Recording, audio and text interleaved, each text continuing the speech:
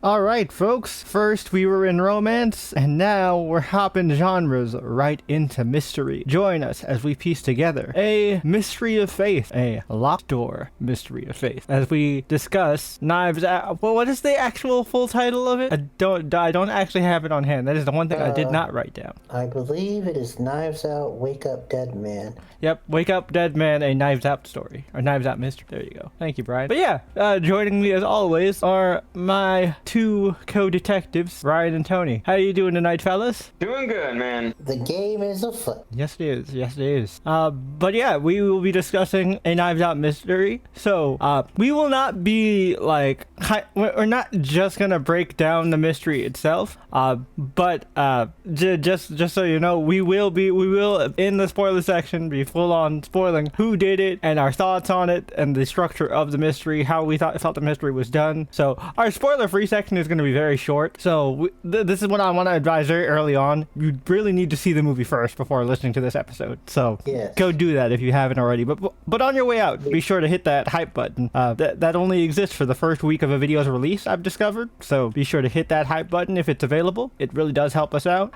So does, of course, hitting the like button and subscribe button as well. And a notification bell so you don't miss out on new uploads from the channel. And also, a little bit of housekeeping before we jump into our first main segment. Thank you guys for the fucking crazy support on our first ever, like, Channel Chasers Extras video, where we tried something a little different and did a whole separate video ranking the songs from Has Been Hotel Season 2. Oh, yeah. Yeah, that video it's done insanely well for us. Like, now, our channel is super small, so getting over 100 views for us is pretty fucking huge. So, you know, we're celebrating while we can. You know, we love to see growth around here. Hey, support for the main Channel Chasers episode for has been doing pretty well too. Yeah. So, thanks for that. Yeah. Cross promotion, baby. You guys seem to like the tier list content, so, you know, we might do more of that in the future. Wink, wink, hint, hint, nudge, nudge. Tony and I have a plan ourselves that we will talk about in screen time later. But first off, we gotta do as we normally do when we start off these episodes, and first jump right into the news with Brian. Take it away, Brian. Now, it's been a while, but we do have an in memoriam. Oh no. Lesser known actor, but still I think had a big impact on all of our childhoods. Oh, yeah. Jeff Garcia. Name's not ringing a bell. He's a stand-up comedian that has worked at the Laugh Factory for a while. Oh. But we know him as a voice actor, where he's voice acted in things like Happy Feet, where he was Ronaldo. Oh. And The Barnyard, where he was the Moose. Oh, nice. But the biggest thing that he was known for is Main Man Sheen from Jimmy Neutron. That was Sheen. Yep. Oh my gosh. Yep, he passed. Oh, he wasn't just the Moose in The Barnyard. He was also the mouse guy. He was also the mouse. Yeah. He was the mouse. In the animated series spin-off version. I love Sheen. Oh my gosh. He was also in the Rio movies playing smaller characters. He was he guest starred in the original Clone High. Huh. As, which historical figure? Jesus Christo. He played Jesus? Yep. That's funny. Yep. Especially considering today's topic. But it does look like he was every single time that they needed Sheen. Oh yeah, that's iconic, man. I love Sheen. Oh yeah. Now his spin-off series was doo-doo garbage, but nobody we don't talk about Planet Sheen, but Jimmy Neutron Sheen. No. Awesome. Oh yeah, indeed. The man was very talented. Lesser known. Died at just the age of 50. Oh wow. Yeah. Natural causes? Wasn't he 60? 50. He was only 50? That's crazy. I think the only more iconic voice on Jimmy Neutron besides him was fucking Rob Paulson and Carl Weezer as Carl Weezer. Oh yeah. Jimmy's mom. So apparently in early 2025, he had a brain aneurysm that started a decline of his health. Oh, dang. Where he ended up having a stroke and pneumonia. Whew. And a collapsed lung. Damn. Man was going through it. Oh, I'm glad he's no longer suffering. Yeah, but heart goes out to his family. Yeah, he will be missed. He will be missed. Indeed. Legendary work. Legendary work. Indeed. Now, moving on to something completely different. It's kind of slow because it's towards the end of the year. Yeah, usually the but, industry shuts down around the holidays. That makes sense. But it was announced a director for video game adaptation, which I didn't know was announced. Okay. Helldiver. Oh, I heard that there was. I heard about the adaptation. I didn't hear there was a director confirmed. Yeah, the director is going to be Justin Lin. Oh, from Fast and Furious and Mission Impossible. Yep. Oh shit, I could see that working actually. Yep. And I think it was one of the Sony CEO or somebody high up had mentioned when talking about this project that they didn't want to like just bring in celebrity names just for the name. Like, in fact, he had hoped that maybe they would do like, this is me paraphrasing what he said, something similar to like Scream, where the original Scream, where they get big names but then immediately kill them. Oh, that'd be fun. That'd be fun. Kind of like how they did with if y'all saw that recent Battlefront trailer. Yeah. With like, I think it was Zac Efron and was it Cardi? I didn't see it. I heard about it. Oh, but anyway, it was a like spoof on the like zombies trailer that Call of Duty does, and it introduced like all these celebrities as characters in a very epic way, and then instantly killed them. That's hilarious. And then they said, "We're not that type of company." That's funny. But anyway, so I know it's a little smaller, slower news story, but it's the holiday times. We do have a bigger trailer talk coming up, so don't worry about that. So. Yes. Matter of fact, actually, I forgot to tell these guys off screen, but we kind of have 7 this week. Oh, is one the Lanterns teaser footage? Well, kinda, because the Lanterns teaser footage was in a montage of HBO upcoming stuff. Ah. So the montage is in there. Time for a motherfucking montage. And then we are ending on a video game. Nice. Okay. So yeah, speaking of video games, it is time for Screen Time, which is the segment of the podcast where the guys and I all talk about the various rabbit holes we have been exploring over the past week or so in between podcast episodes. And first off, we're going to start off with a shared one because mission accomplished, y'all. If you've been following the podcast for several months in the making journey, we finally got Brian to play Marvel Rivals. And you know what? It was fun. We had a blast. But we should hear from Brian. So Brian, you've heard us talk about Rivals for months now. Now that you've got to actually experience Rivals, what do you think? It's pretty fun, I will admit. And I will say that some of the like discourse online is very misleading. Oh yeah. Cause I was like, hey, we were like just playing for fun against bots. So these guys started testing the new characters and seeing like how they work. And so I was like, hey, F it, why not play my boy Hawkeye? See how he does. I did pretty decent with him, and I really liked him. Oh yeah. And he's definitely good for flyers. As Brian said, me and Tony got to play. We haven't played in a long time. We were mad rusty, so we just got to play with a lot of the characters we hadn't tried out yet. I got to play as Rogue. Rogue is very fun. As someone who is very reluctant to play tanks that aren't named Emma Frost, I think she might be my secondary tank. I have 3 now. I officially have 3 tanks I know how to play. I can play Mags, I can play Emma, and I can play Rogue. Kind of. I'm still kind of learning Rogue, but which for anyone curious out there, my first character that I played was a tank. Yep. Ben Grimm. Good old Ben Grimm, the ever-loving blue-eyed thing. Which was funny because like without me even knowing, and I don't think Jay even knew, Jay picked Sue for our first game. Oh yeah. I picked Sue because Sue's just one of my mains in general. Then I saw you pick Ben. I was like, oh, that works out.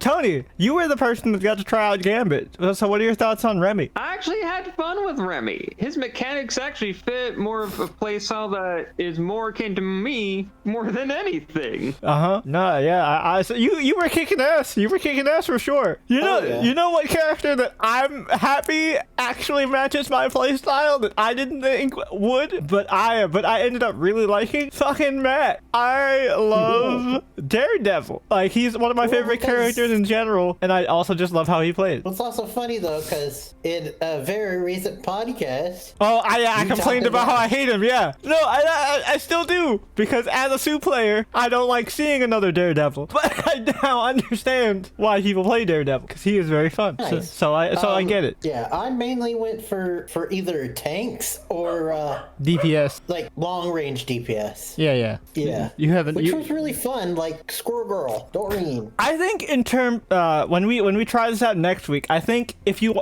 in terms of healers, I think the healer you'll like the most is Rocket.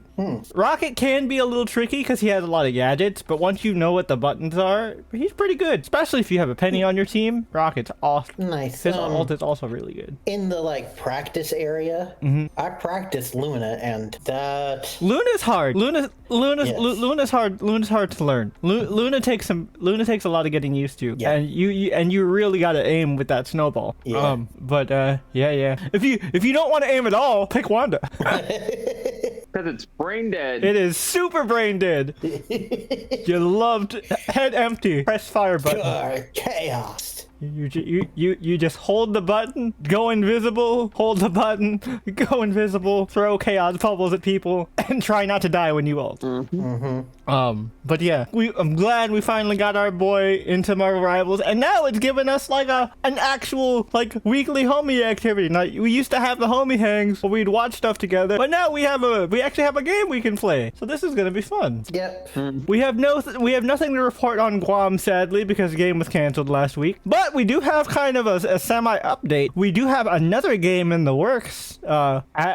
Yep. Within the group, and we're actually going back to Marvel. Funny enough, shout out to our boy Severs. Severs has put together a MCU adjacent world where our characters, all OCs, will be the new Thunderbolt squad, Yep. which I think is going to be really cool. It is, but also there is no last week in Guam this week. Yep. Yeah, like I said, yeah, Guam was canceled. Yeah. Well, we had a game that was canceled indefinitely. Oh yeah. And then That is a sad update. Draw Steel is canceled indefinitely, but it was fun. It was fun. It was only meant to be a test and anyway. Guam was just one day. Yeah. Like just one time. Yeah. 'Cause,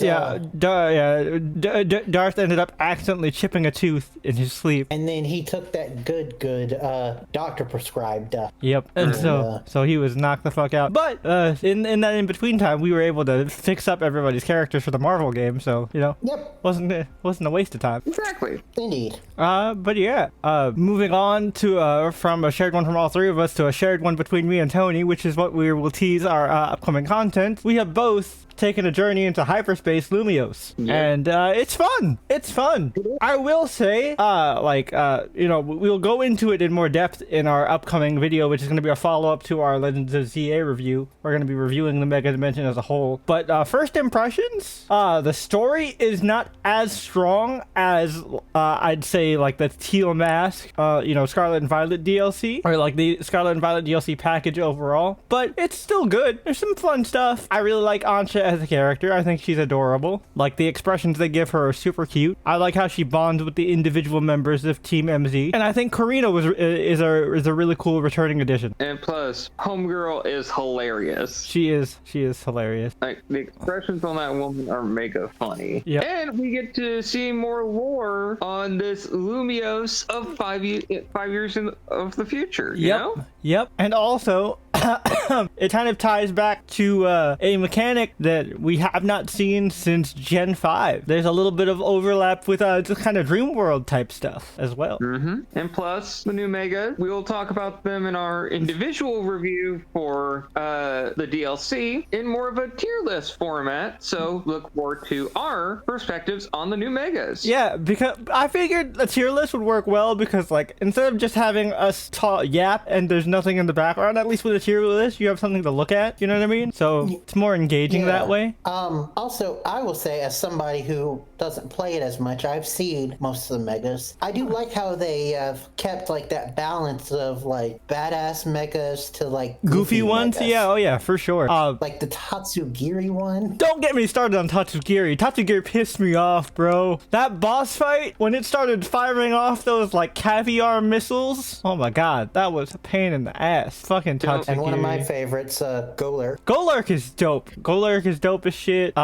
Just kind of off the top first impressions, Golurk is dope as fuck. Absol is dope as fuck. Lucario's kind of meh. I'm kind of just tired of Lucario, to be honest with you. But you know, we'll get into more depth within the video. But first impressions, Yeah. I really like it. I think the donut mechanic is very fun. Although it's annoying for me as somebody who is directionally and locationally challenged, because I gotta fucking navigate among this space within like a finite amount of time, at least with early game, because you only have so much access to good berries in the I'm in like the midpoint of the DLC, so I don't have access to the good ingredients yet, so my time is more limited as to, you know, as opposed to when you're towards the end game. But I really like it. I do like seeing a lot of the returning Pokemon. I think they made a lot of good choices for the returning mon. So that's cool. Anything else you want to add, Tony? Some of them are just mega funny. Oh yeah. Oh, also, I want to say thank you Pokemon Legends EA DLC for finally letting us get NPC character fits. Yep, and it's hilarious. I love them. I'm wearing the Ivor fit right now. I am jacked as fuck. It is funnier than hell. I love that the Ivor fit just gives you muscles. You're just ripped for no reason. Yeah, because the primary focus of these outfits, because they're little side missions, that you can wear the primary leader of each of the different groups of Lumios. I am sad that we do not get Gwen's outfit, because I wanted the Chandelure hat. I really wanted the Chandelure hat. Yep, but unfortunately it's only the leaders. Yeah, I would have also liked Tarragon's outfit as well, to be honest. I like Tarragon. But something that we've been wanting since we were introduced. Yeah. Corbo's fit, bro. Corbo's fit. I was so happy. I'm gonna wear Corbo's fit with Ivor's Phalanx satchel, because I love Ivor's Phalanx satchel. I think it's the best satchel. Cool. Yeah, I actually have Corbo's satchel on my person Nice. right at the moment because it fits my aesthetic. I'm gonna wear Corbo's fit with Grisham's glasses, because Grisham's glasses are the most similar to mine, and I'm gonna put Ivor's satchel because I like the little phalanx pouch. It's cool. I like that little guy. But yeah, man, just the DLC's been a lot of fun. I've been locked in on the DLC. Other stuff, I've actually like gone back and re-experienced the game of the year, Expedition 33, because they released new DLC for Expedition 33, which I'm excited for. Only played a little bit of it, but digging it. I'm really hyped. Everybody called it. Yep. It swept at the Video Game Awards. It's a great game, and also 9 awards. Also, game industry. It's a single player game that only costed its customer base $50. Just saying. You don't gotta put out $70 games to be successful. Take notes, please. Give us more like Expedition 33. Also, it proved that turn-based Oh yeah, turn-based still works. Well, and turn-based works as long as you innovate the turn-based content, because like Expedition 33 isn't like full-on turn-based. It's like a hybrid of like turn-based and real-time action, because you can dodge and the whole thing is you dodge and parry in real time. But you know, you do have like turn-based attacks and stuff. I am very much looking forward to the next Clara Obscura game, because they have mentioned that they do plan on making more games in this world with the title of Clara Obscura. Expedition 33 was just one of them, but there is a lot more to this world, especially if you've played the game. I'm not gonna spoil anything if you have not played the game before, but if you learn more about the lore and the magic system of the world, you know that there is a conflict going on between factions, and I'm sure in upcoming games we'll get to explore the other factions involved, so that's very interesting. Other stuff I want to highlight highlight. There isn't really much I've done this week besides all this. The only major thing that I watched that I really enjoyed was I watched a shout out to regularly plugged channel. We talk about this guy all the time because a lot of us watch his content. Sir Superhero. I watched a 2-hour video essay on The Inhuman, Marvel's biggest failure. I saw that too. I loved it. Holy shit. Yeah, what a fucking mess. Also, I think it's hilarious that Karnak and Gorgon trolled Ben with the Lockjaw story. That's such a hilarious retcon. I'm like, that makes, you know what? I'm cool with that. Yeah, I still think it's funnier that he was a man. It is funnier, but also very dark. Dark, yes. Funny, absolutely. Yeah. Do I give a shit? But- do I really care? No. But no, he's just an inhuman puppy that went through Terrigenesis now, which is fine. We're cool with that. But yeah, it's super up to date. It even went over Imperial, which just wrapped up recently, which was the big comeback for the Inhumans. Also, not until watching this video did I realize how much Crystal kind of just was passed around the Marvel universe, for lack of a better term. Yeah. Like, damn, Crystal, you got around, girl. Like, she was just going around looking for boyfriends. Just like she was just out here having a good old time. Hot girl summer for Crystal for like 20, 30 years. I don't even know what she's doing right now, but it's got to be somebody. Being a mom. I guess Pietro's with Monet right now, which I did not see coming. Yeah, for those of you guys who are fans of the New Mutants, Pietro is dating M, aka Monet, which like he's still kind of nervous about introducing his sister, introducing her to his sister. They haven't met yet, but it was a subplot within the Quicksilver Scarlet Witch miniseries, which I'm really excited for the follow up to this, because obviously the next part of the Scarlet Witch series is the Sorcerer Supreme miniseries, because we found out that Wanda is finally gonna get the title. With how powerful she is, it makes the most sense. It's been a long time coming with giving her power set. Yep. Also, I think if you're done here, Jay. Yeah, that was pretty much it. Other than the Inhumans video, I'm good. If you want to go ahead. Yeah, because One last thing. This is it. I swear. I discovered that a romance manga that I've been reading is now getting an anime adaptation. So I wanna put this on the radar to everybody out there that loves romance anime, just like I did with Fragrant Flowers. There's a romance manga that I love that's getting adapted soon. I don't know if it's this year or next year, but it's called I think it's After We Draw or When We Draw. It's a romance manga about two manga artists who decide to get in a fake relationship so that they can have romantic experiences, so they have actual romance stuff to draw about in their romance manga. And it's super cute. Nice. sounds adorable. I don't think it's very cute. I don't know if it's gonna be on the same level of Fragrant Flowers. And by the way, watch our Fragrant Flowers episode. I think that was a really good one.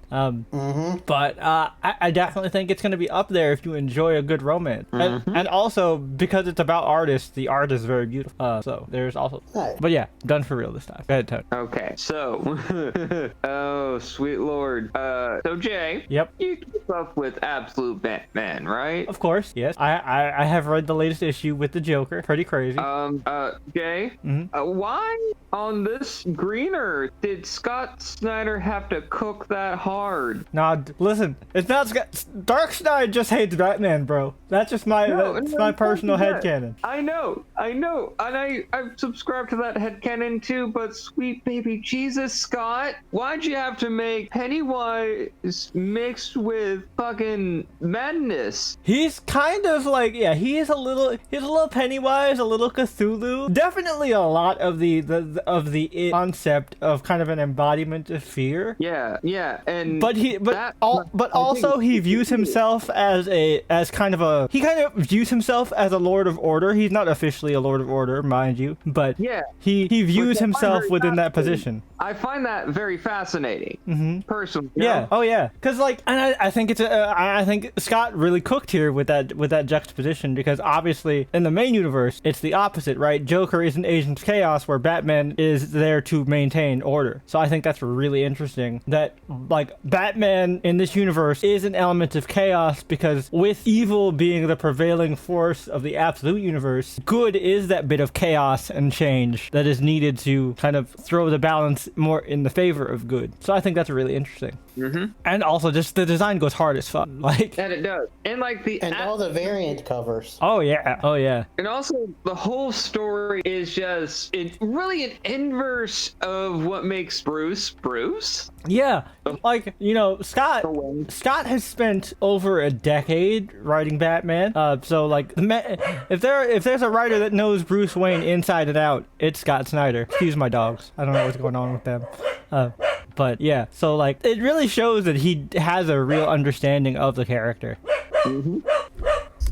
I know. And, I also saw a motion comic, and the voice cast, it's a comic dub. Yeah. Of this particular issue, and oh sweet lord. Oh, I think I've seen that. I think I've seen that one. Yep. No, it's the Absolute Universe is really cooking, and I cannot wait for next month, because next month is the Absolute Wonder Woman, Absolute Batman crossover, where these two individuals are about the same height. And okay, the Absolute Universe is on crack cocaine. I'm still a little confused, because like Diana is taller than Bruce in the image, but Bruce is like 6'9" canonically. So is Wonder Woman like 7'2" in heels? Maybe. Yeah, That's what I'm guessing, because I'm like, maybe it's the heels she's wearing that makes her taller than Batman, but she looks like substantially taller than Batman in the image. Maybe it's just an angle perspective thing. I'm not saying that she can't be. I think Diana should be taller than Bruce, because like, she's a fucking Amazon. They're supposed to be huge. All I want to do is see you turn into. Yep. Like, I mean,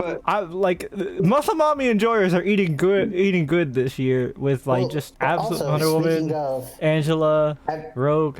have you seen the images of Absolute Giganta? I have. Yep. Like I said, Muscle Mommy enjoyers are eating good. But the thing that just drives me crazy about the Absolute Universe is all the creators are just free to go buck wild for no real reason, and it makes me happy and satisfied. Dude. If you want to see Buck Wild, you gotta read fucking Absolute Green Lantern. They just let Al Ewing cook. You should never just let Al Ewing cook. As someone who loves Al Ewing.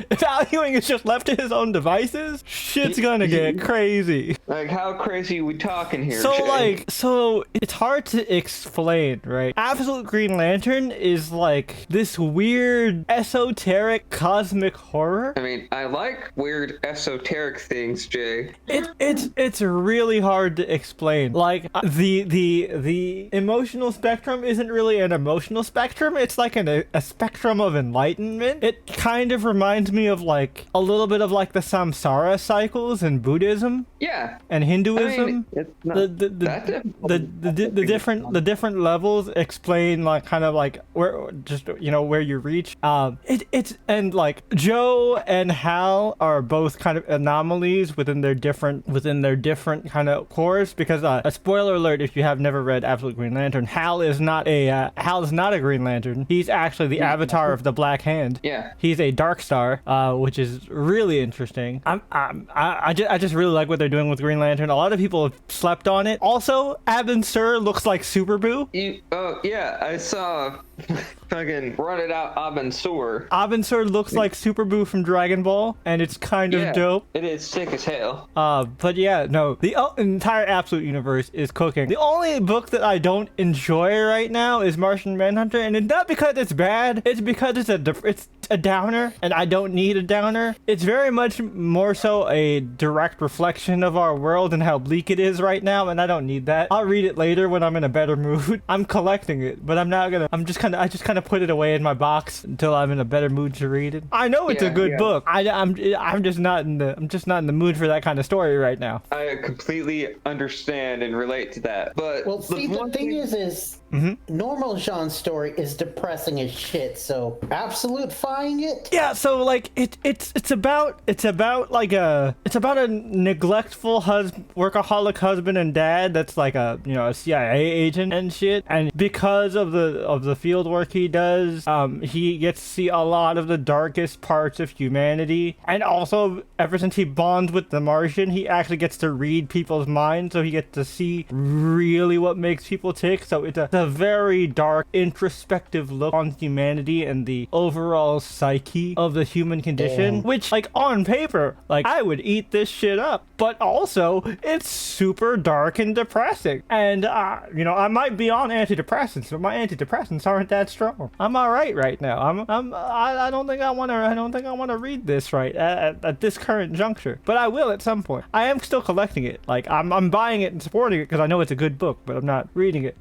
Absolute Flash, great book. Nobody talks about Absolute Flash for some reason, and I don't know why. It's awesome. If you love Jeff Lemire and his work on Animal Man, and you miss reading a book with Jeff Lemire writing about a guy with family troubles, Yeah. read And also The Flash. evil Barry Allen, bro. He's Evil not Barry so Allen. he's not evil. He was manipulated by Dr. Eleanor Thawne. He's not evil. He's not evil. Absolute baddie. She is fine as hell, but also pure evil. Pure evil. Absolute. Her grandfather was also kind of a Nazi, a Nazi defector, I think. I'm not entirely sure. I'm confused. I mean, the elite of the absolute universe, especially the Grimms, or Grimm, he played both sides, that cheeky fucker. Yep. And you got the Absolute Justice League. I'm looking forward to seeing what the Absolute Universe has cooking in the future. Like, I know they announced that they are gonna do an Absolute Green Arrow with Roy Harper, Yeah, because we saw what happened to Ollie. Rip. And who did it was a big shocker. Yeah. Well, Fucking Hoffman. which I it's not that much of a shocker because these two have beef in a lot of various iterations. Because Hawkman is, of course, like, staunch conservative representative, whereas Ollie is a bleeding hard ass liberal. Which wasn't originally a part of 9. Yep, but He was born open. but when Denny O'Neil and Neil Adams kind of like turned Ollie into their mouthpiece of more progressive ideology, they're just like, well, think about it. Hawks symbolize the more hawkish, nature of the conservative spectrum. So fuck it, let's do that, and that just kind of stuck. Yeah. And Ollie, it's surprising that he's a liberal considering that he's Super rich, yeah. part of the 1%. I mean, to be fair, he also got severely humbled, so it makes a lot of sense. True. Yeah. Especially with like the year 1. Yeah, that's what I'm saying. Like, he understands what it's like to operate with nothing. So he now has a much more like widened perspective, which is why it actually makes sense for Ollie to be a more liberal figure. I've loved the evolution of that over the years. It's going to be very interesting to see. And also, thanks to another frequently mentioned channel on the pod, Sasha from Casually Comics. I love Sasha. She read out a fan letter before Ollie's big revamp, basically saying, hey, DC, kill this man, Aw. and gave a detailed explanation why he should be killed off. Oh shit, that's crazy. Okay, so 1, he's basically bootleg Batman. Not true, but okay, keep going. So that was basically because at the time, Ollie had basically Bruce skill set, but whole niche, but with a different Gimmick, color. yeah. No, I get it. And 1, it could give room for other people to join the Justice League and give them a motivation. Was this like back in the day? Cause like Back in the day. okay, Back in the day. okay, cause like in the 60s, they're in the 60s and 70s, they were mad blatant with Ollie just being discount Batman. They've Yeah. gotten much better with it now, but Yeah, back in the day, yeah. That's my preference. Yeah. Okay, cool. Like, I love whenever Sasha reads the letters pages of those when she does those crisis reviews, because she's been doing a lot of those recently, where she goes through a lot of the JLA JSA crossovers. Yeah, so I recommend that you watch her short on that. It is eye-openingly hilarious. Man, the characters that this person who wrote the fan letter gave, like one of the examples was Hot Girl to replace Ollie. Interesting. But for all like that was one of their examples. But it all boiled down to basically, hey, give the Justice League a motivation to hunt down somebody and make storylines. Let's fridge Ollie. Fridge him. That's hilarious. Before the became a thing. That's hilarious. I kind of love it. Yeah, it was so mad because like I mentioned before, there was nothing Ollie could provide that Bruce can't. Yeah, back in the day, Ollie was just Green Batman. Yeah. Like, he even had an Aeromobile and Aero Cave, which, like, all right, come on, y'all. Which, for all the shit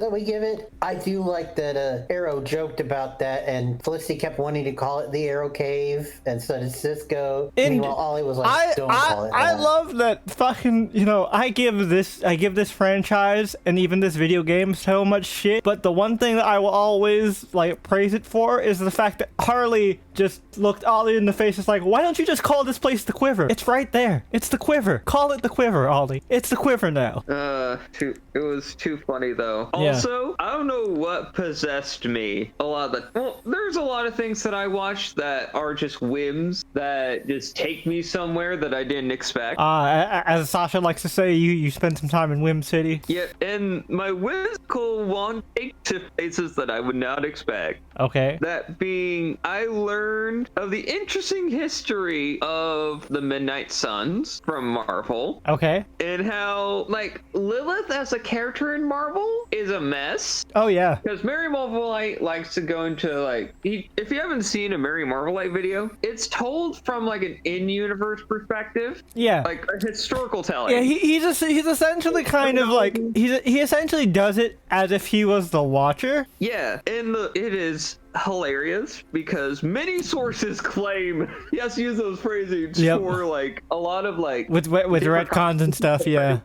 Yeah. And it's really evident here with Lilith as a villain. And it's just like, oh sweet lord. Yeah. Lilith has a more messy villain backstory than Marvel's Morgan Le Fay, which is also a fucking mess. I know. And although DC's Morgan Le Fay is even worse. But Marvel's Morgan Le Fay is tied to the Captain Britain stuff, which, like, I watched Sir Superhero's Captain Britain video.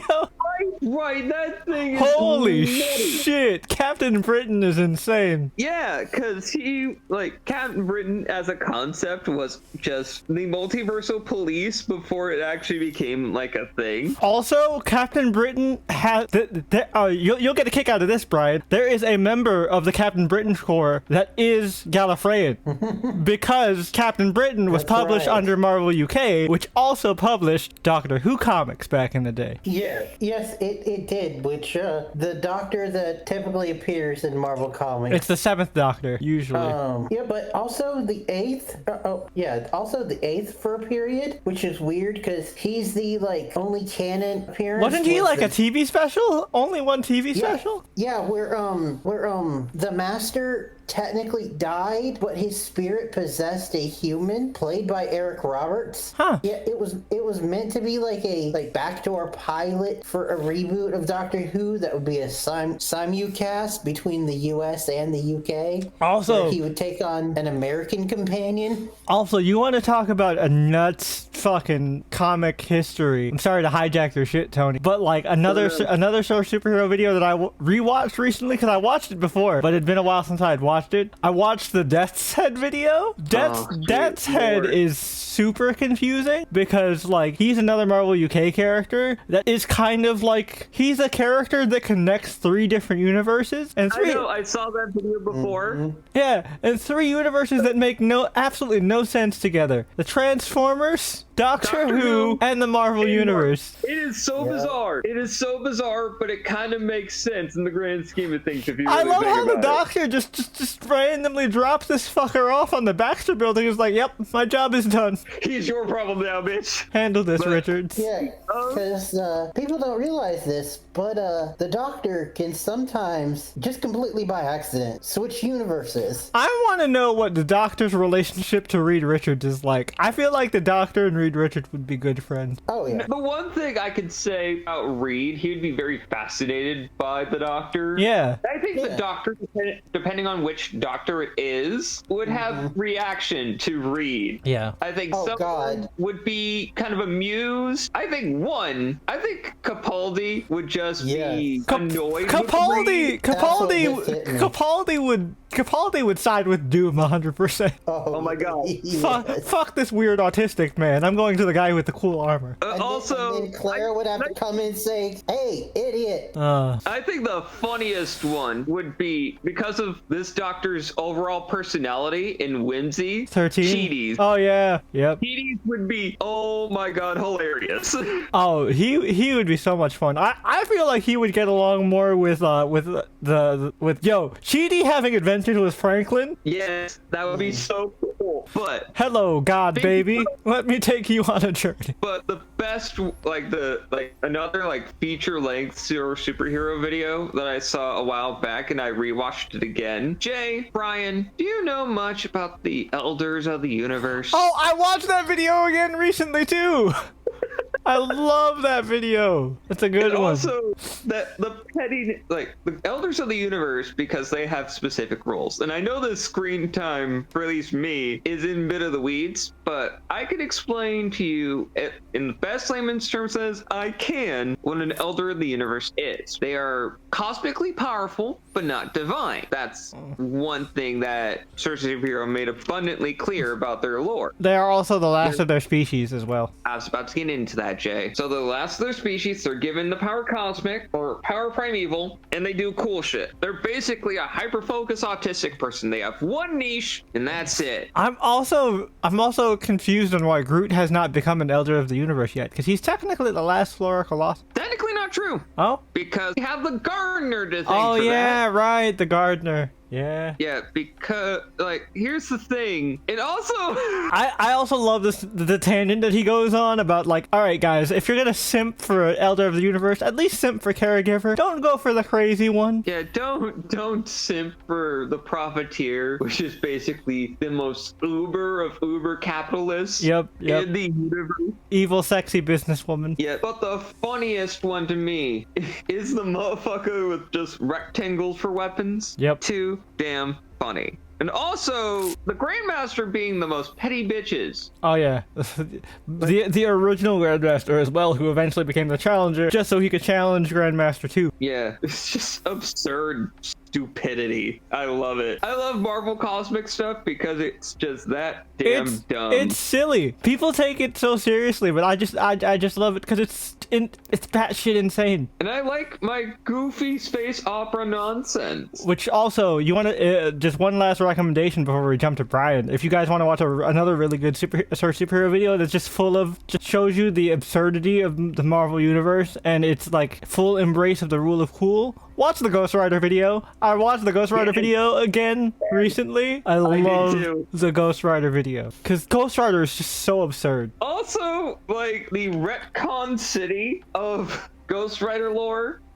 is so dumb, but it makes sense in a weird cosmic way. Which is why Ghost Rider is the perfect character for 2099, because currently right now 2099 is just a playground to let artists and writers just do dumb fun shit, which is another really good superhero video. I'm actually reading the current arc of the 2099 The End that's happening right now, and it's dumb. Dracula's back. 2099 has essentially turned into Castlevania, but Marvel. Oh shit. Yeah, Dracula's come back again, and so they're fighting Dracula again. Just again. Too damn funny. But anywho, and also the one thing about the Ghost Rider video that I find most hilarious to me is the Ghost Rider that came from Japan. Oh, there's a Japanese Ghost Rider? Yeah, it's fucking Miyamoto Musashi. Oh yeah, dude. yeah, I remember that. Yeah. Miyamoto Musashi. He's the Ghost Ronin. Yeah. Yeah, Ghost Ronin basically just like, hey, So I guess so I guess in the Marvel universe, when Miyamoto Musashi reached enlightenment, he actually tapped into the spirit world. and became a spirit of vengeance. That's what happened when he found Void in the Marvel universe. Yeah. Oh, you know, I'm here for it. Miyamoto Musashi is the Ghost Rider. Yeah, and basically he claims that he rides the night, that the night itself is his vehicle. Which, all right, Musashi, go off, King. but it's like man just walks. He doesn't. You would think he's like when he says that like he shadow travels or something. No, he just walks. He's just moving. But he looks cool. He looks dope as shit. He looks dope as shit. The only Ghost Rider that I think he's a cool character and has a really cool concept. But we had this conversation when we were talking about like Marvel characters within our group because Cap is trying to design a Ghost Rider. Robbie Reyes is a cool character with a super lame design. Yeah. He is the least cool looking Ghost Rider out of all the Ghost Riders. But in terms of a character and his skill set as the All-Rider, he's a super cool character in universe and in lore with his abilities and such. But like aesthetically, just not that cool. I dig the overall racer look that he has, but it could be a bit better. He doesn't. You know? He doesn't. His steed. My thing. My thing is, and I talked about this with Kat. He's missing spikes. He just needs some spikes. Why did that happen to spikes? All Ghost Riders need something pointy. Yeah. Like edges, dude. Yeah, Edges. they're literally edgelords, bro. Give them more spikes. How could you make fucking Cosmic Ghost Rider Crazy Uncle Frank cooler looking than Robbie? That's disrespectful. Yeah, man. And I get it. Like it's the it's the Hell Charger aesthetic. That the car looks cool, and you can't make someone who's in a car have spikes. Apparently, which you can. You totally can. Cowards. I say. I agree. But Brian, what have you consumed in terms of entertainment? Honestly, not much. Just like beyond the typical stuff, like Critical Role related stuff. I did watch the newest episode, but I won't talk about it because I still haven't seen it yet. Yeah. But I did really like it. I was surprised that we're still keeping on the soldiers train. But had really satisfying moment in it. Nice. I'll say that. And a moment that made Brennan leave the table for a minute. Oh shit. Like just do a wraparound, like a lap around. Oh shit. Yep. But also really funny. We really get to see like the humor and like acting skills of Whitney. Nice. As Tyranny. Who's one of the new people. Yep. And that's really cool. Tyranny's one of my favorite also, characters. Oh yeah, she's definitely right up your alley. But anyway, and also I've been listening to the campaign 2 and the podcasts and all that. And that's really cool. The latest one that I've been listening to right now was actually their first time going back to their Vox characters in a one-shot called The Search for Gra, which basically events happen towards the end of campaign 1 where involving a deck of many things.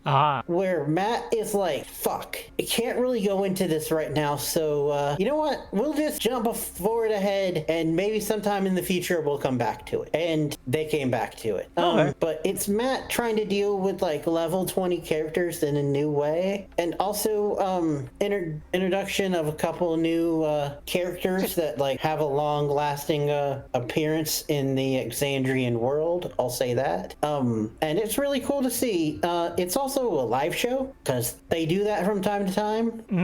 And actually, like one of my favorite live shows was just they were doing the like normal campaign, and it's where Vex and Vax go home. Have you seen that part of Vox yet? I think that happened in the first season. They went home. Yeah. And the moment where Percival was like, Percy was like, you need to readdress this. That is Lady Vexalia, and he gives like her full thing. The whole audience goes wild. And the cool thing is even Laura didn't see that coming. She didn't know that was going to happen. Nice. But yeah, so that was really cool.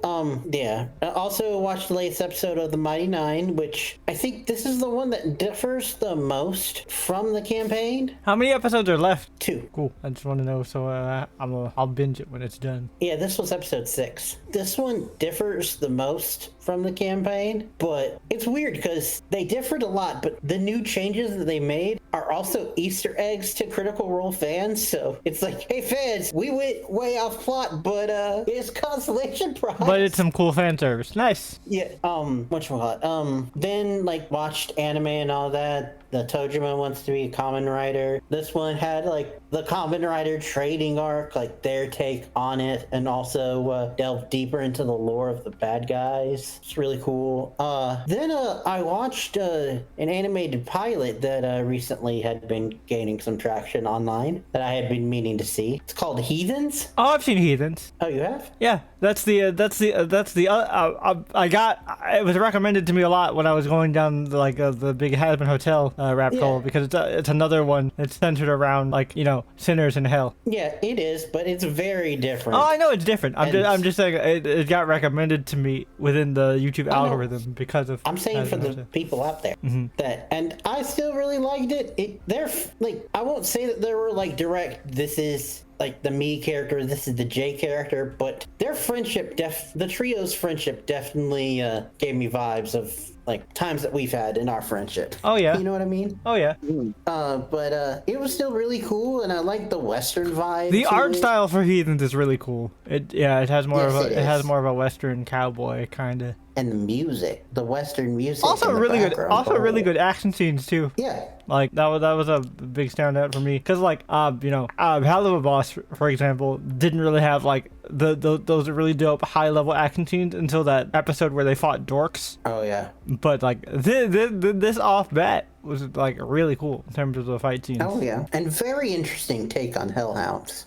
But yeah, so I watched that, really liked it. Also, I had been meaning to, but I did start finally listening to Demi's new album. And I really like it. It's definitely more like the electro hyper pop type stuff. Like, okay.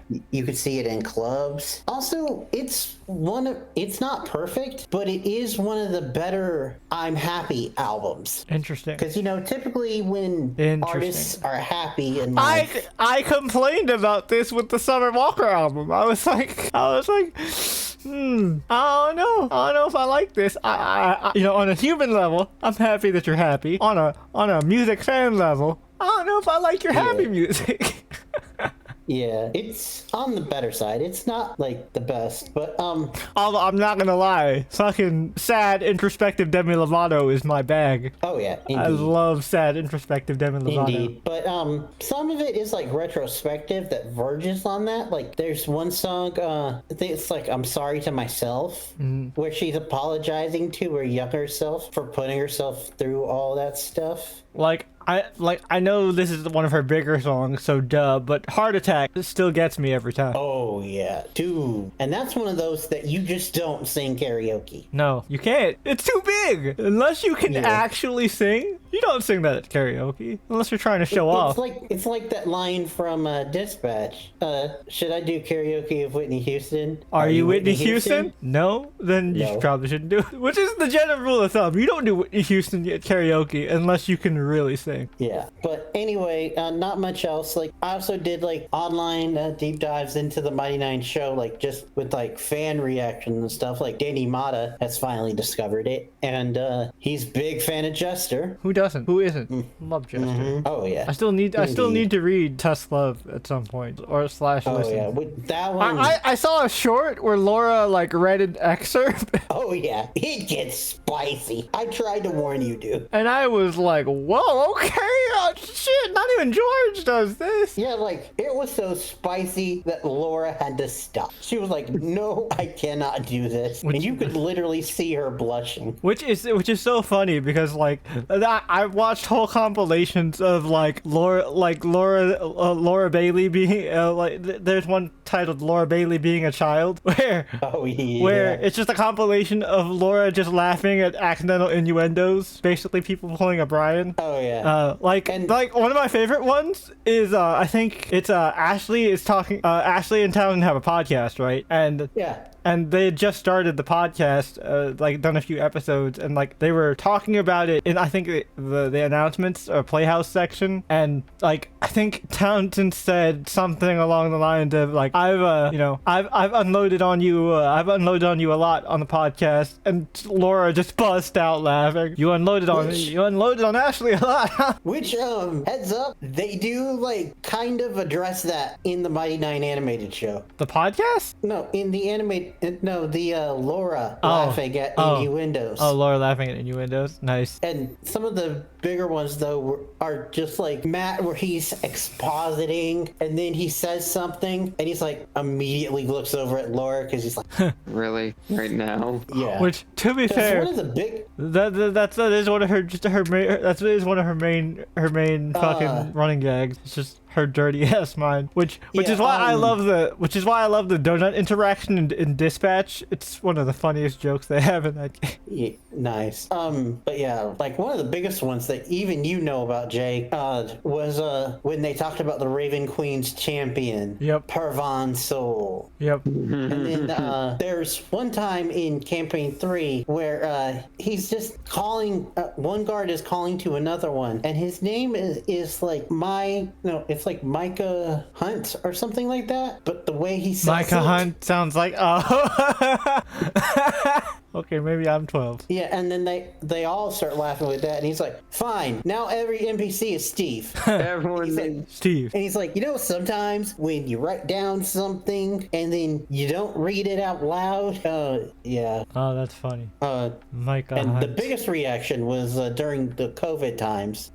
Matt meant to say shiver and quake, but he accidentally said shiver and queef.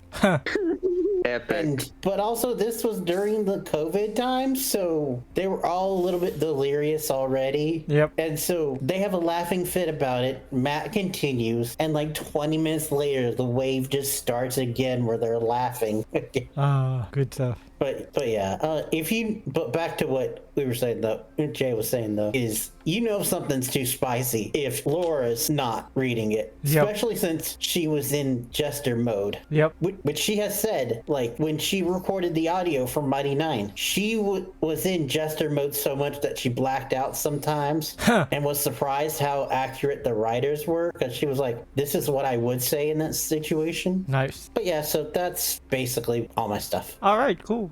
Now we get to do trailer talk. This is going to be a big one, considering one that I know is going to be up here. So this is, of course, a segment of the podcast where we take some brand new trailers, at least for us as of the recording of this podcast, and we check them out for ourselves. We have a link for you guys down below in the description. Brian has prepared for y'all. So this is where you take a second, pause this video, make sure you double check, and if you've hit that like button, please go ahead and hit that button, as well as the subscribe button and notification bell as well. And if this is within the first week of the video, make sure to hype the video. It does really help us out. I have noticed an actual improvement in shit, so it does actually work. So please click that hype button if you can. But yeah, we got some big trailers in this docket, so definitely looking forward to seeing what they have to offer. And thanks to the magic of editing, we'll be back in a split second to give you guys our rapid fire thoughts and feelings about the various trailers. But until then, please enjoy this word from our non-existent sponsors. And we're back. All right, a lot of great trailers here. So I guess we will start first with the HBO Max montage. A lot of cool stuff in the montage. Some stuff we've already covered, so I won't talk about too much. I'm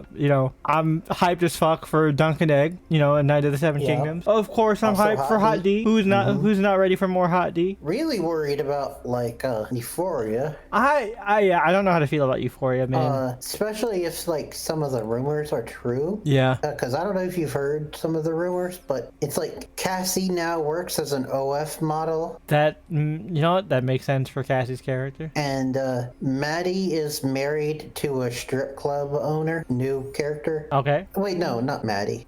No, Maddie is the brunette one. Yes, Cassie's friend, the one that was dating Jacob Elordi. That is Maddie. Oh yeah, you're right. Okay. Also, do due to set photos, we know that Rue's job is that she's a fast food worker. So I heard that Kat got cut, right? Yep. Okay, so she's not there anymore. Also, weirdly enough, we aren't going to see any of Rue's family. Like her sister and anything like that? Or her mother. Oh, that sucks. Yeah, that's weird. Also, Kat is not going to be in the new season, but I hear that Austin Abrams is. So it's Wasn't he her boyfriend though? Yeah. Huh. So I wonder what Maud Apatow is gonna do now, because it seemed because they were definitely setting her up to be a thing with rest in peace Angus Cloud's character. oh yeah, that's gonna be. We'll have to wait and see. But there were other like new shows sprinkled in there that we had never heard before, like the Steve Carell Rooster one. Yep. Which looks interesting. I knew that it was happening, but holy crap! Stewart saves the universe.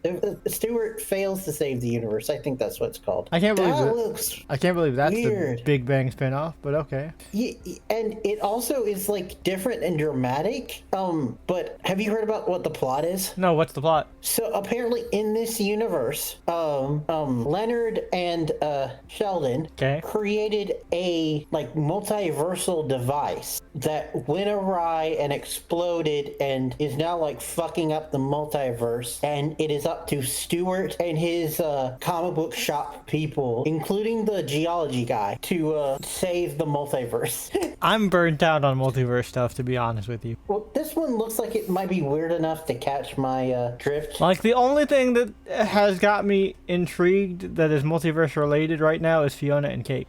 Also, the thing is Stewart, I think it's Stewart, the girl that worked at the comic shop, and the geology guy are the only confirmed returning cast members from Big Bang. Makes sense. But my point is that they're doing a multiverse thing without including any of the Big Bang crew. So I feel like it's gonna be more multiverse like Sliders and not like Marvel. You know what I mean? Who knows? I would honestly never like too big of a Big Bang fan to begin with, so like not super interested. If I get time, depending on when it comes out, I'll check it out and report back. Okay, cool. But so next trailer, well, a first official trailer. Well, no, because we didn't talk about lanterns. Oh yeah, we did not talk about Lanterns. Looks really cool. I like the aesthetic, and I already like the bit of chemistry that we saw between Hal and John. Yeah. He feels like a grizzled old guy. But also he in still that has that Hal Hal Jordan, energy. like not like suitable to be a mentor type way. For sure. I mean, he's a good mentor. He's just an unconventional one. Also, he has a bit of those like he has a bit of his like parallax streaks going on, like in his hair. I wonder if in universe this is post. I want to know. That's what I was just about to ask. I wonder if that's happened. I don't know.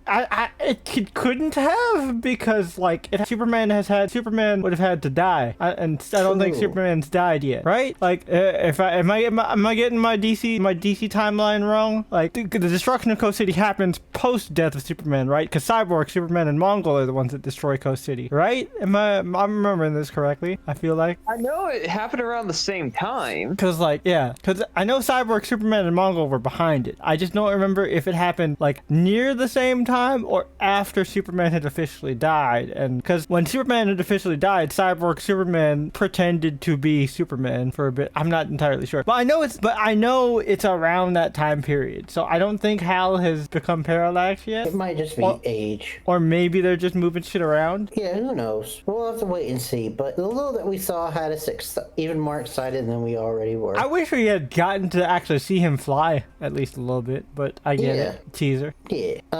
But our first real trailer. Oh, I got one other thing. Do you think we'll see Ollie in this? I don't know. So the reason I bring it up is because obviously it has like a hard traveling heroes kind of vibe to it, with them traveling to a small town, like kind of cross country. I wonder if we'll see Ollie at some point. I think that could be interesting. Maybe it could. It would be a good place to introduce Ollie. Yeah. Because I mean, Hal and Ollie are best friends. People forget that. Yeah. So that could be cool. Anyways, moving on. Our first official trailer. The Copenhagen test. That looks intense as fuck. It gives me like flashes of like Jason Bourne, but like with more advanced technology. It's more like chip in the brain type shit, and it's got this whole big clandestine government organization espionage type deal starring Shang-Chi. Yep. And I'm only saying Shang-Chi because I don't know how to pronounce his actual name. I apologize, sir. Simu Liu, I believe. But also the female lead too. She's fine as hell. I recognize her, but I couldn't place who she was. Melissa Barrera. That name sounds very familiar. I've seen her and stuff. She was Vanessa in The Heights. Yeah! She was the chick that got kicked off the Scream series because... Yeah, because of political reasons. Yep, I remember now. Yeah. So that looks interesting. The only and good news is that it's only 8 episodes, which means it could be it'll doable. be more of a tight story. But the bad news is it's a binge drop. And it's coming out December 27th. So might be something on the wrap up if we check it out within time frame. Maybe, but who knows? Next up, if we thought the Copenhagen test was weird, the drama. Yeah, I don't know what it's about. All I know is apparently Arpats and Zendaya are getting married in this, and I did not know that was Arpats at first because he Clark Kented the fuck out of me with those glasses. I was like, this guy looks like he could play Peter Parker. Like, bro, our friend here just got perplexed. It was hilarious. Yeah, no, it was pretty fun. And the official plot is days before their wedding, a couple's relationship is shaken when one partner discovers unsettling truths about the other. Oh, interesting. And I will say that the director, he directed a film that we reacted to on Trailer Talk before, but I don't think any of us ever watched. Dream Scenario. It's the one where Nicolas Cage plays the professor that starts entering everybody's dreams. Oh yeah, I do remember that. Yeah, I never watched it. I wanted to because it looked cool. Yeah. So we know that the director's known for doing weird shit. Yeah. But don't know if this is on my radar, but you know, if I hear good things, I might check it out. Indeed. We'll have to wait and see. But next up we have Scarlet. This one, I'm gonna see. I want to see this. It looks cool as hell. Like, you know, people say they're tired of isekai. I'm not tired of isekai because isekai can be done in so many different ways. There's so many ways you can change it up that you know it doesn't have to be stale. And this proves it. Like, this has a very cool premise. Oh, it's written by Mamoru Hosoda. Hosoda. That sounds familiar. He worked on the One Piece Secret Island movie, The Girl Who Leapt Through Time, Summer Wars, and fucking the Digimon movie. Yep. Fucking yeah! I was like, that name sounds super familiar. The Girl Who Leapt Through Time, Summer Wars, and the Digimon, and specifically, you guys, not just the Digimon movie. The Digimon movie, Our War Game, the best Digimon movie, in my opinion. Maybe this is just nostalgia talking, but Digimon Our War Games, best Digimon movie. Sorry, Digimon Try and your fucking never-ending bullshit, but nothing beats Digimon Our War Games. But yeah, it looks cool as fuck. I really like the art style. Like I said to the guys, it reminds me of like the cutscenes in Metaphor Refantasio, which are beautiful, by the way. Tony, did you ever finish Metaphor? I've been trying to get Metaphor, but never had the opportunity to actually get towards getting Metaphor. You haven't picked it up yet. Oh, okay. The intention is there, but damn, trying to actually find the time to actually purchase it and play it. I understand. You know, it's definitely a time sink. I never really talked about it on Screen Time before. It's something that I constantly played in the background. I finished it maybe a couple weeks ago, recently. And I'm doing another playthrough. Just cause it's a very good game. It definitely leans more towards SMT than Persona. Like, it has a lot of the social character focusedness of a Persona and a Hoshino game, but like gameplay and mechanics wise and difficulty feels like SMT because, you know, we both played Vengeance relatively recently, and I know you also played Nocturne as well to get a feel. There were times in Metaphor where I had that classic SMT banging my head against the wall because boss is just too fucking tough. But also, I really like how they use the job system in that game. Side tangent over. Go play Metaphor. It's great. Well, and Scarlet looks great. It does. It does. It has like a two time displaced protagonists, which are pretty interesting. Yeah. And it's got One of like them from our modern time. and it's got like a medieval vibe to it. I like it. But now let's talk about something that I've been wanting no. to. Is it? We need to talk about a different animated. I was just about to. Are we not talking about All You Need Is Kill? I was going to talk about All You Need Is Kill. Oh, That's what I was. okay. Yeah. Oh, I was in there. Now let's talk about an anime movie that I've been waiting for since I saw the live action version and read the manga. I was transitioning into the right movie after all. Brian just cut me off. I just assumed that you were jumping the gun. No. I wanted to talk about All You Need Is Kill. Yeah, So no. let's talk about All You Need Is Kill. Yeah, fuck. Brian ruined my segue. God damn it, Brian. I had a whole segue Sorry. and everything. Anyway, let's talk about a movie that I've been wanting to see since I saw the live action version with Tom Cruise, read the manga, and was like, wow, this is even better. Fucking man, this looks beautiful. It really captures the art style of the manga really well. And I made the joke when we were watching the trailer, and I'll make it here. I really hope for funsies in the dub they cast Tom Cruise and Emily Blunt. I think that would be hilarious. Like Edge of Tomorrow, if you actually read the manga, All You Need Is Kill is even cooler because they actually go deeper into the world building, which they kind of just hand wave away if you've seen Edge of Tomorrow. But it's really cool. I'm just looking forward to. I don't know what it is, but whenever you have a anime setting where people are in mech suits destroying giant bug aliens, I'm here for it. Oh, yeah. Like, it doesn't even have to be anime, though, because Starship Troopers. No, that's what I'm saying. Well, anytime you have a setting where it's like where people are in mech suits and destroying bug aliens, I'm here for it. Yeah. It's way more common than you'd think.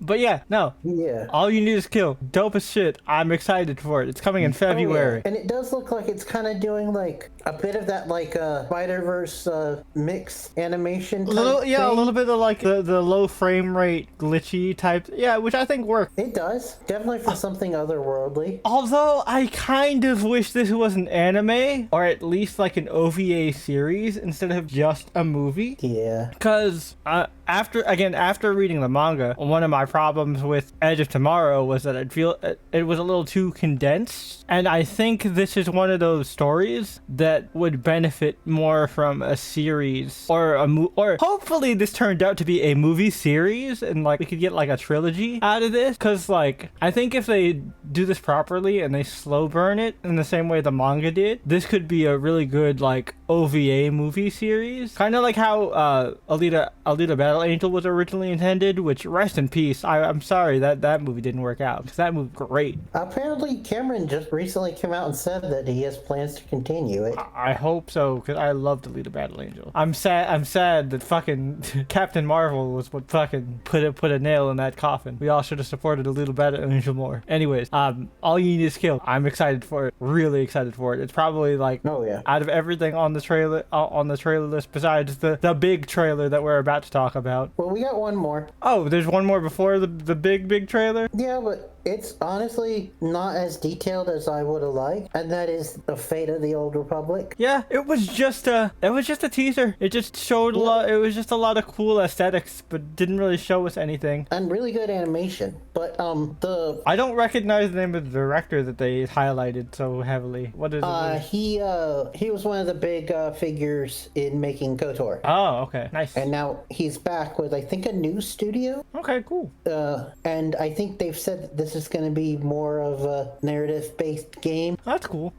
Yeah, so that's interesting. Just throw that out there real quick. I mean, there was more of the trailer, but it was really pretty. It looked really nice, but there wasn't really anything to talk about. Yeah. But as a fan of KOTOR, KOTOR and KOTOR 2, I'm still looking forward to it. I hope it doesn't just end up in development hell and we don't hear about it. For example, do you guys remember years and years ago, I think it's about 10 years now, we got a trailer for that Underworld game Yeah. that we still haven't heard shit about. Oh yeah. I think that one you're talking about, like the Mandalorian one. No, it wasn't Mandalorian. It's like it's 30. It was like 33. Oh yeah, that one. Yeah, that one got canceled. Did it just straight up got canceled? Oh well, that explains why we Yeah, didn't hear about it. it was announced right before the Disney buying of Star Wars. No, because this happened during. This was announced during the game itself was announced during the Disney era. Oh. Like the trailer happened. Well, I know it got canceled either way. Yeah. I don't know why. Yeah, I was gonna say. But I know closest there was thing we one got game to that they it were was- working on that was a Star Wars game that was announced before the Disney acquisition, and Disney kiboshed it. Yep. But anyway, it was one of the couple video games that were announced during the Game Video Game Awards, yeah. Awards. I would have included the Larian one, but that one was over 3 minutes. And I try not to include stuff over 3 minutes because, reveals too much and takes us too long to talk about. Yeah. Fair. But one that we can talk a lot about, and probably Yep. the last. Yeah, the Supergirl trailer, which I'm still gonna call Supergirl Woman of Tomorrow. I know they've cut that off, but I'm gonna call it Supergirl Woman of Tomorrow because it seems to be that story still. Which is weird because the Superman sequel is Man of Tomorrow. That's probably why they changed it, which, James Gunn swears up and down it's actually just a Lex Luthor movie featuring Superman, so, it is what it is. Maybe that's why they cut off and changed it. He did also, he does like online fan art of Lex and Clark going up against Brainiac, and he all but confirmed that Brainiac is the villain. Yep. I am interested. I'm definitely interested. I think this is going to be really awesome. Millie Alcock, we saw from her time on Hot D, how great of an actress she is. Oh, hell yeah. Oh yeah.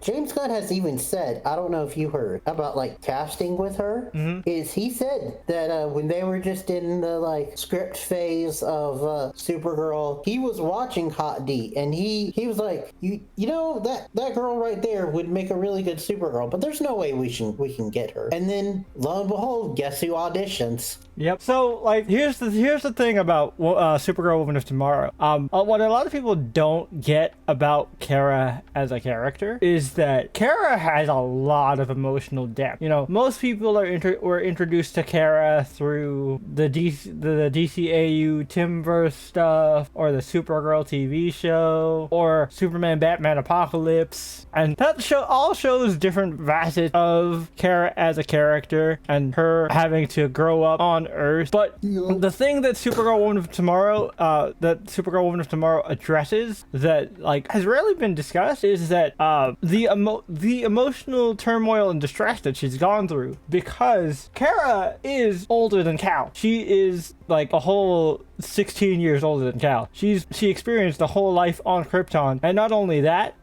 they explicitly show in the graphic novel / storyline that Kara watches her entire planet die before she gets yeeted into a wormhole. So she has a lot of super heavy emotional baggage, which you see a lot from her, even in her short cameo within James Gunn's Superman. Oh yeah. She's dealing with a lot of shit, which is why she has this kind of bad girl rebellious attitude, because she just doesn't give a fuck about the world right now, because she's jaded. She saw everybody she knew and loved just die right in front of her. It's a lot to process. Yeah. And I think it says a lot in that one line that Kara says, my cousin, he sees the good in everyone, but me, I see the truth. And it shows I think this story helps to solidify Kara understanding Clark's perspective when she actually does get to save someone that was in a similar position to her, is all I'll say. I'm not gonna obviously spoil and tell you the whole plot of the graphic novel,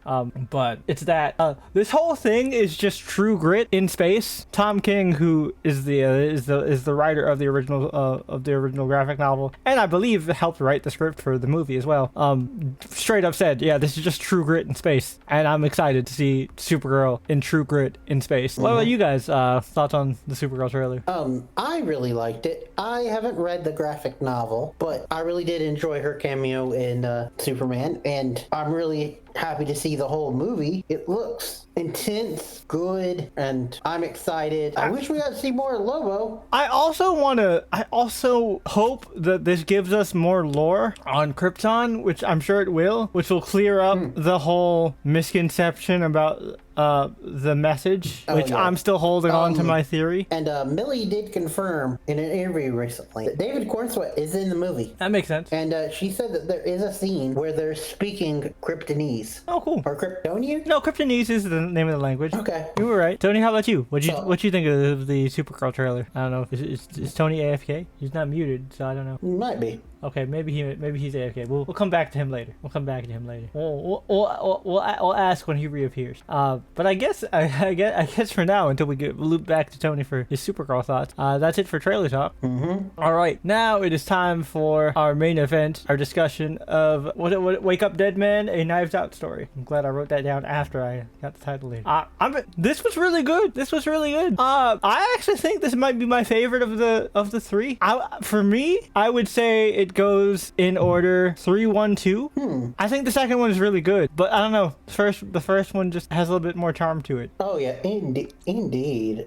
Like I know they went like what they were going for with that ending, but that ending kind of threw me off a bit. Yeah, same. For number 2, but for number 3, yeah, I really like it. I don't know if I'd say it's my favorite of the 3. I see the reason I say that for me, and it's not. I don't think it's recency bias. I think for me the reason why it connects so much for me is because I am Catholic, right? So like, yeah, a lot of the themes of faith and rediscovering yourself and redemption and having that road to Damascus moment, crisis of faith. I can definitely relate to all of that, and I mean I could even relate to Simone, right? Obviously my disability is different from hers, but like I've definitely been in a confessional, pouring my heart out to a priest of like, what did I do to God to deserve this type deal. Not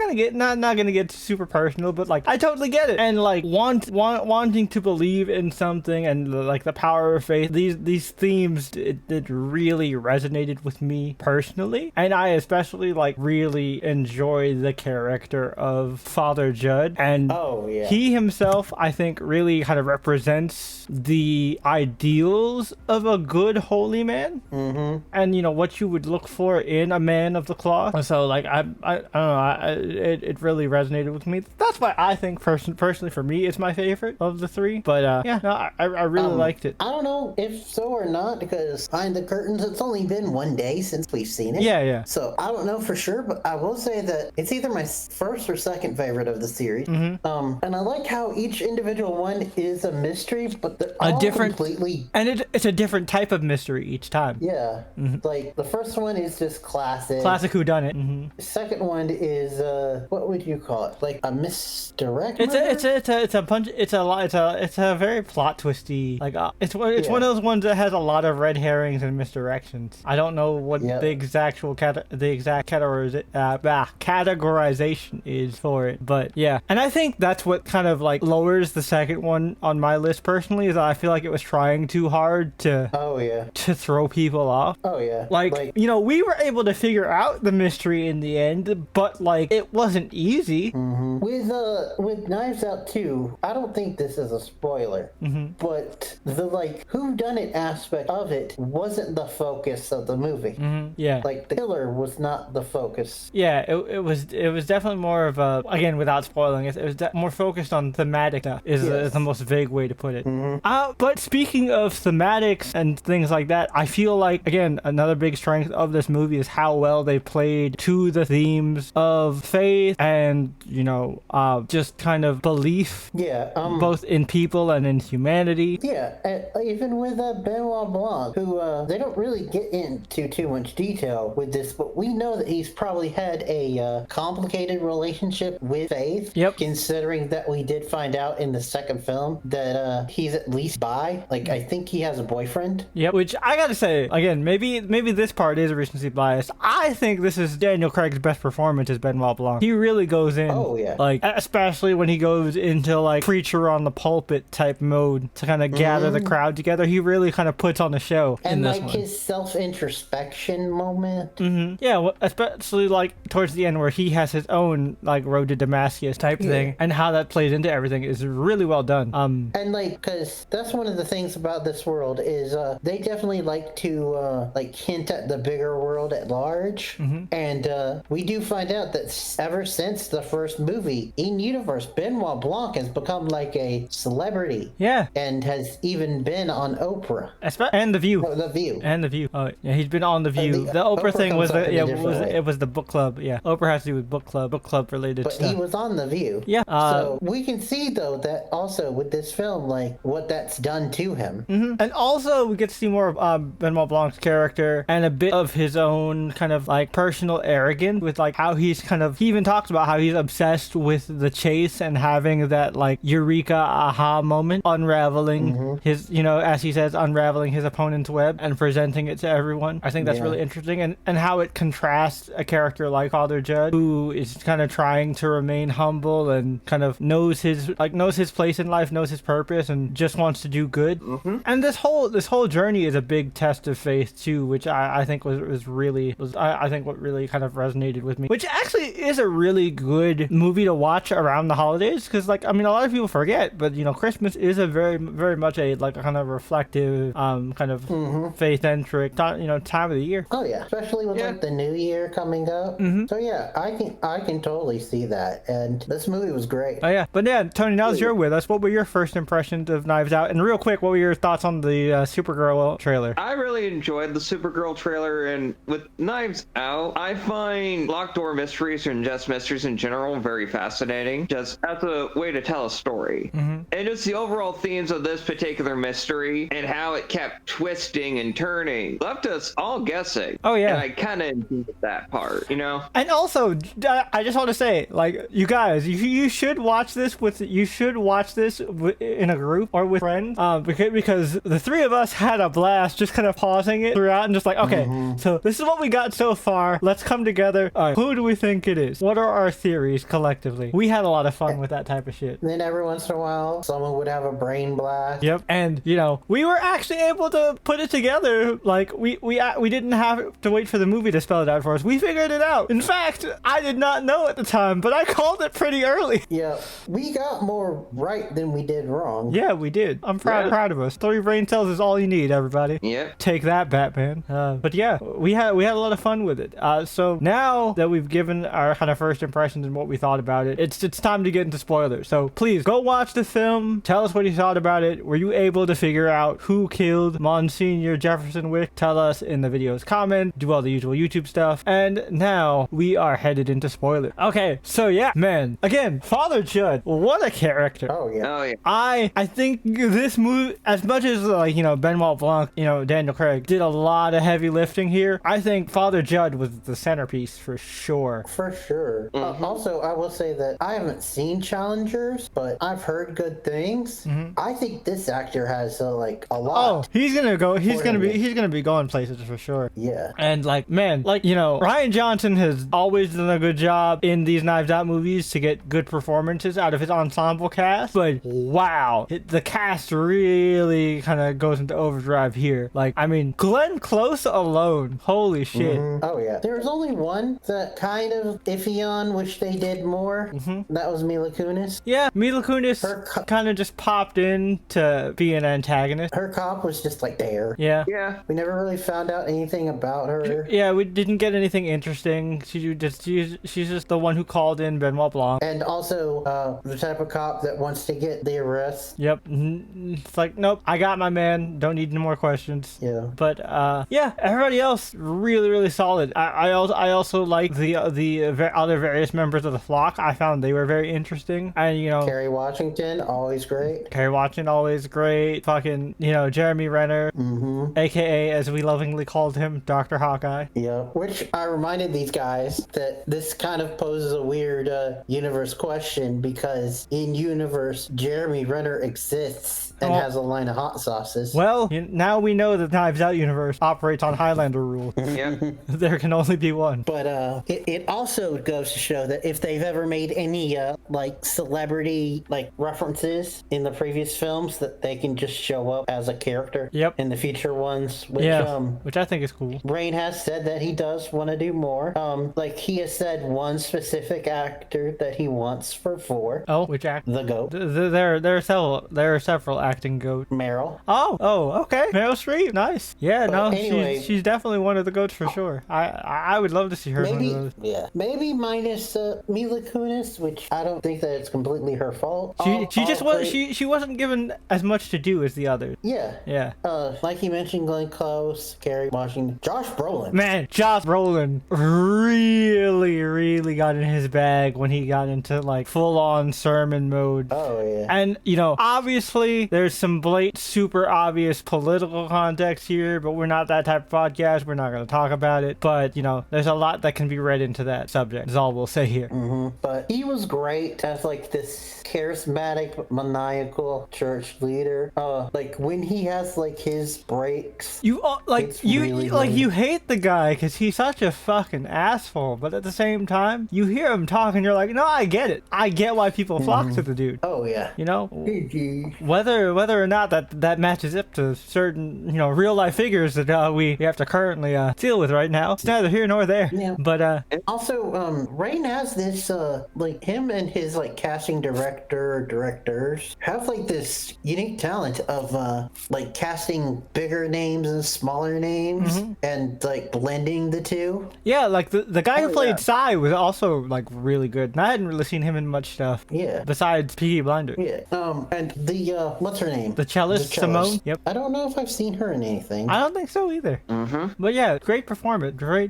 But again, I love how like they present you with one thing, and like any good mystery, the answer is presented to you very early. It's just you don't realize it. It's hidden in plain sight all throughout. And as you peel back the layers, and again, you follow along this kind of parallel journey of faith and crisis of faith that Father Judd is having, you piece together the story, and it's just like, oh shit. Oh, and also, we totally forgot one performance. The epitome of love to hate, even more so than the Monsignor. And that is Lee Ross, Andrew Scott. Oh yeah. The author. The author. What a fucking pretentious ass. Yep. Yeah. Alan Wake looking motherfucker. Also just undeniably weak as fuck. Yeah. But in terms of like being a just shitty human being, Yeah. like the lot of characters that Father Judd it just comes across, I think with a few exceptions, they're all just deep down horrible people drawn to an even more horrible person. Well, I don't think it's other than maybe Raw. I don't think it's that simple. I honestly think I honestly think that like a good majority of them are just people that are lost, which is kind of like I hate to phrase it so cynically, but it's kind of the prime target for people in power within faith, because people that are really lost in life are very very susceptible to needing to find a place of community and belonging, which is why a lot of them either turn to religion or join a cult, which people can very validly argue that religion is just a societally acceptable form of a cult. But again, deeper conversation for a whole different podcast. But the thing I'm just getting at is how people like the Monsignor just draw folks that either one, like you described, are seeking salvation and can easily be manipulated, but they're also the types that are just drawn to bigger personalities. Oh yeah, that are just genuinely terrible. Oh, those people exist, but I would say that most of that flock more falls under the former category of just lost people being manipulated. Like Vera, who's always been like stuck in her father's shadow. Yeah, because she's the dutiful daughter. Like she herself kind of like, she thought she had a purpose and she thought she was helping some kind of grander cause, but turns out she was just being played the whole time. Yeah, that's why I'm saying more of a 60-40. I can see that. That's just what I'm getting at here. Like, you could tell right off the bat who's like in it because they're drawn to the cult of personality, and those who are just lost and wanting to be saved, Yeah, or some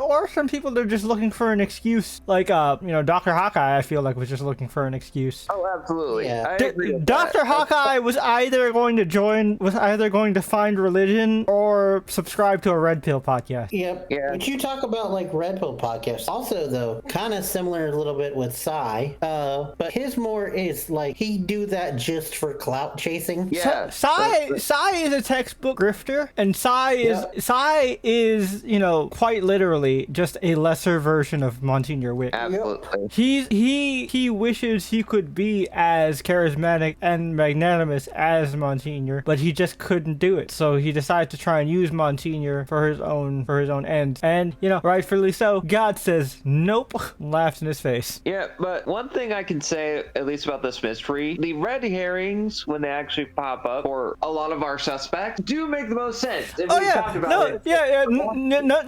None of the red herrings felt like obvious red herrings. They all felt like solid leads and solid theories. And each of them, we made pretty solid theories on them for a while until they were disproven. Yep. That's the one thing I liked, is that like it was one of those ones that kept you guessing, but like it wasn't like so difficult where it's like there's no way you could figure it out. But I gotta say, the ending, the way it was framed, really worked out in this film's favor. I really like how the ending was done, especially with kind of the full circle moment for Father Judd and his character, and also Martha acknowledging in her final moments that, now Father Judd, you really are good at this. This is what you're meant to do. Oh yeah, indeed. Because also Father, he like that moment with Luis. I thought that was beautiful. Like I know. I actually watched a couple videos, and some people felt like that was a bit of a stop the plot, derail kind of moment. But I think that was entirely necessary. No, yeah, I saw that as like a shock to his system, bring him back to where. Yeah, I mean, pardon the pun. Pardon the pun. It's his coming to Jesus moment. Yeah. Yeah, absolutely. Like he realizes, this is reaffirming his faith. This is again his road to Damascus. The scales from his eyes were peeled. He saw his path and is solidified and reaffirmed in it. And I think Martha acknowledging it means a lot more, because Martha, out of everyone in the flock, Martha is the only one who genuinely was a woman of faith. Like, with all the love and respect she had for Prentice and his, more true and pure preachings. Like she did genuinely believe in the power and the good faith can bring in people. Yeah, until the Monsignor did what the Monsignor did, Yeah, and the overall idea of her just masterminding this whole locked door mystery was just fascinating to me. And like how she did it was because she knew people, right? She knew how people could be manipulated and corrupted through kind of sin and other means,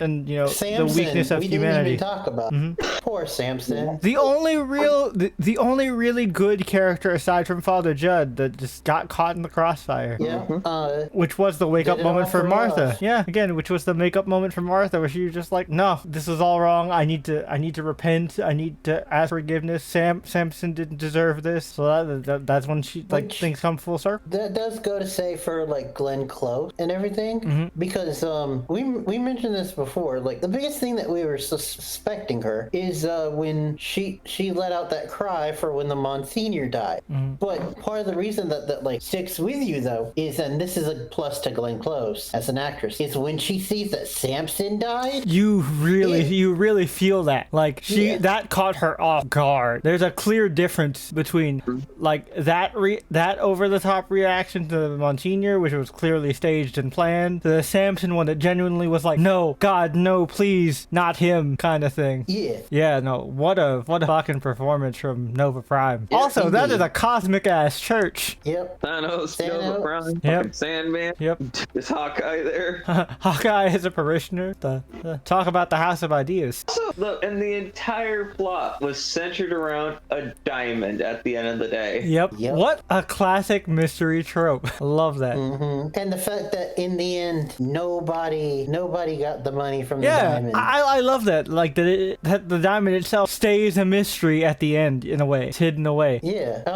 Which I like that, where it's like Sai's like, if you spend any money or find any like mystery donations to the church, I will go after you. like, And the funny thing is even while you're watching that, you're like, he's not, because you know that he's not going to spend any of that money. Yeah, because he's reaffirmed himself. He is truly just a man of faith. He's not gonna spend that money. Yeah. Especially not money with that much blood and baggage on its hands. Yeah. But also Benoit's reaction to the diamond falling. He's like, no, I didn't see nothing. Didn't see it. I ain't see nothing. Also, going back to Glenn Close real quick before we jump into final thoughts and ratings. One thing that I really love is her final moments kind of coming to terms with the reality of the situation. You know, throughout the beginning, we have this whole framing device of Monsignor's childhood and his mother as this sinful, terrible woman, the harlot whore, blah, blah, blah. When in her final moments, she kind of realizes that this poor girl was trapped and she was just trying to find a way out from her father's oppressive thumb. And like,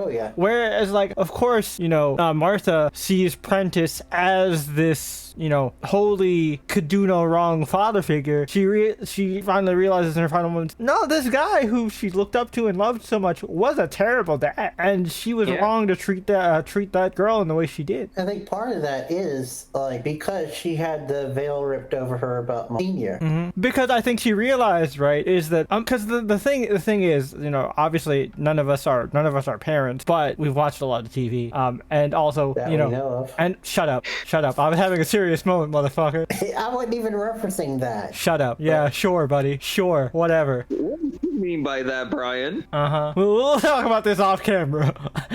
Now we got beef. Anyways, Exactly. What do you mean, Brian? Who are you referring It to, was Brian? supposed to be a one-off line. It wasn't meant to be a call-out. oh, sure, Brian. Sure. A one-off line. When you know and personal history and personal triggers. All right. Yeah. Okay. We'll talk about this off camera. Okay, just to finish this, only one of us here in the pod is actually in a committed relationship here. Fair. Come on, Brian. Fair. But anyways, back to what I was saying. You know, the whole thing is, right, like with what happened to Monsignor and how he turned out was kind of a result of childhood trauma in a way when you really think about it, because like he was brainwashed to turn against his mother and see his mother as this harlot whore, whereas like if her father had actually just treated her with some kindness and actual true empathy, she might have been able to put herself together and actually raise Monsignor to be a good person. Oh yeah. Because I'm one of those people that don't believe that people are inherently evil. You know what I mean? Evil is a series of learned habit and attitude. So like I really do feel like if her father had shown her proper love, that she'd be able to obviously pass that on to her son, and we would have a completely different story. Monsignor might have actually been as good of a man of faith as Father Judd. He has the skill for it. He is one hell of a speaker. He can draw a flock. Can you imagine if he used those powers for good? Yeah. Also, it goes to show you like what kind of man that Prentice is. Because when we first discovered that there was nothing in his account, Jay's first reaction was like, "Oh, because he gave it all away to charity." Yep. Which that would have been the honorable thing to do. Nope. Turns out he's deep down he's a piece of shit. He out of spite, he fucking bends his entire fortune on a diamond and hides it in his corpse like a petty bastard. Whole ass diamond. What a petty bastard. Right?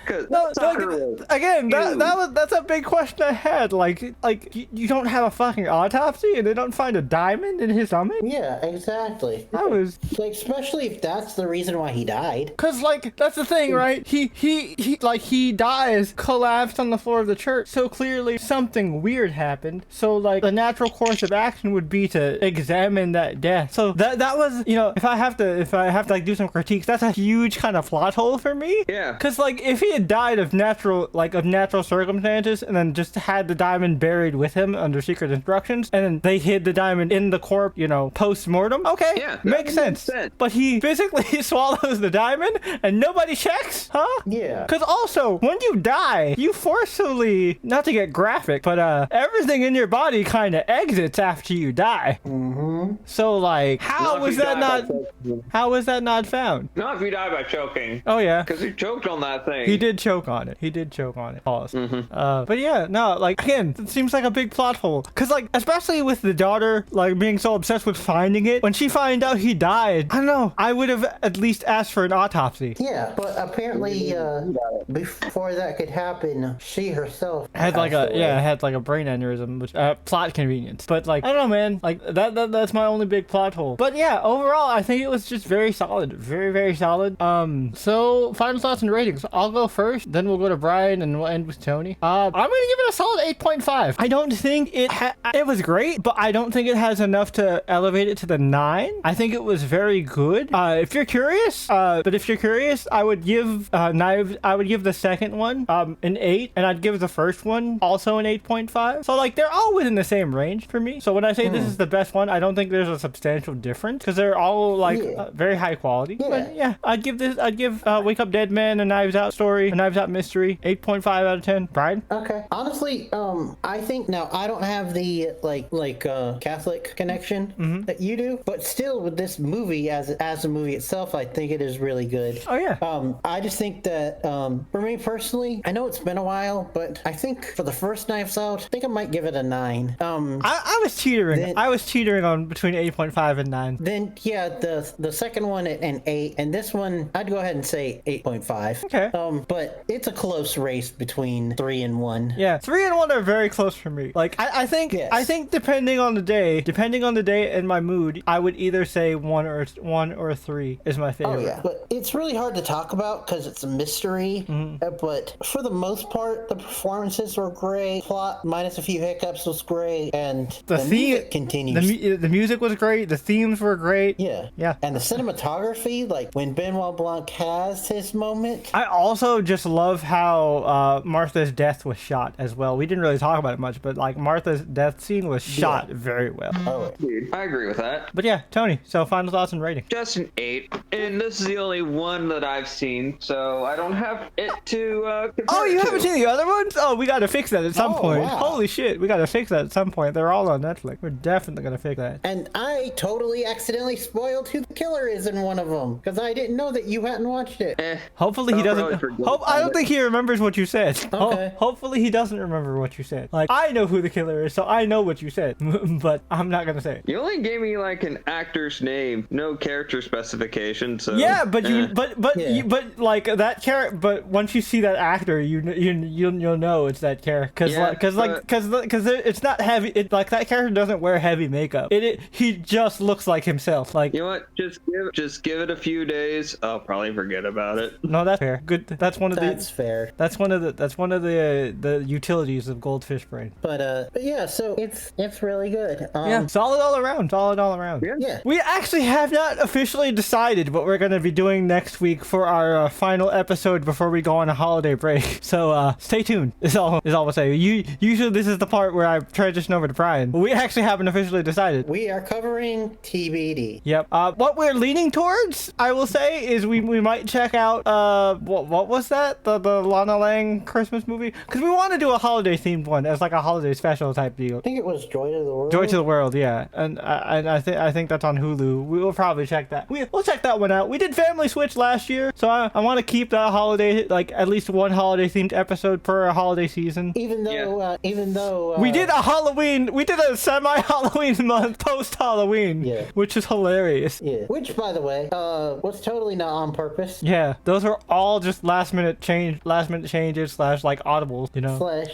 / things just coming out at Weird convenient times. time. Yeah. But yeah, so we're probably gonna cover the movie Joy to the World, starring the actress who played Lana Lang in Superman and Lois. So And Chad Michael Murray. So check that out. It'll be on Hulu. And also stay tuned for our upcoming content. Like I said before in Screen Time, Tony and I will be doing a review of the Pokemon Legends ZA Mega Dimension DLC, giving our thoughts on the new Megas as well as the overall plot of the DLC itself. So look forward to that. But until next time, we will catch you guys next week. Until then, peace.